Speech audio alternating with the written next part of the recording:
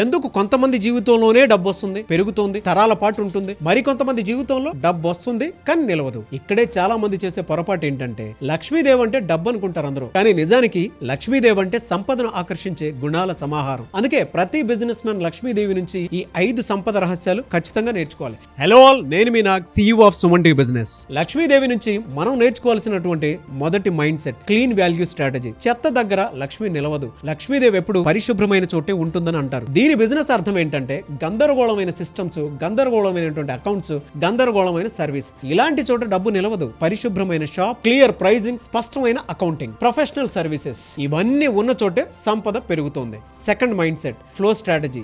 డబ్బు నిలిచిపోతే చనిపోతుంది, నది ప్రవహిస్తేనే స్వచ్ఛంగా ఉంటుంది. అలాగే డబ్బు కూడా. చాలా మంది డబ్బు సంపాదించడం నేర్చుకుంటారు కానీ డబ్బుని ఎలా తిప్పాలో నేర్చుకోరు. వ్యాపారంలో లాభం వచ్చింది, మళ్ళీ వ్యాపారంలో పెట్టుబడి పెట్టాలి, కొత్త టెక్నాలజీ కొనాలి, కొత్త మార్కెట్లోకి వెళ్ళాలి, డబ్బు ప్రవహించాలి, అప్పుడు మాత్రమే లక్ష్మి పెరుగుతుంది. Third mind set trust strategy. నమ్మకం ఉన్న చోటే లక్ష్మి ఉంటుంది. ఒకసారి ఆలోచించండి, మీరు ఎవరి దగ్గర కొనుగోలు చేస్తారు? చవకైన వారి దగ్గర లేక నమ్మకమైన వారి దగ్గర? సమాధానం అందరికీ తెలుసు. బిజినెస్ లో నమ్మకం బ్యాంక్ బ్యాలెన్స్ కంటే పెద్ద ఆస్తి. నమ్మకం పోయిన రోజే లక్ష్మి బయటికి వెళ్లే రోజు అని అర్థం. Fourth mind set multiplication strategy. విత్తనం లాగా పెరగాలి. ఒక గింజను తింటే ఒక రోజు ఆకలి తీరుతుంది, అదే గింజను నాటితే 100 గింజలు వస్తాయి. అదే లక్ష్మీదేవి సూత్రం. డబ్బును ఖర్చు చేయడం కాదు, పెంచడం నేర్చుకో. ఆస్తులు కొనాలి, సిస్టమ్స్ నిర్మించాలి, బ్రాండ్లు సృష్టించాలి. నీ డబ్బు నీ కోసం పనిచేయాలి. Fifth mind set gratitude strategy. కృతజ్ఞత. నిజానికి కృతజ్ఞత ఉన్న చోటే సంపద పెరుగుతుంది. చాలా మంది సంపాదించిన తర్వాత గర్వపడతారు. లక్ష్మీదేవి గర్వం ఉన్న చోట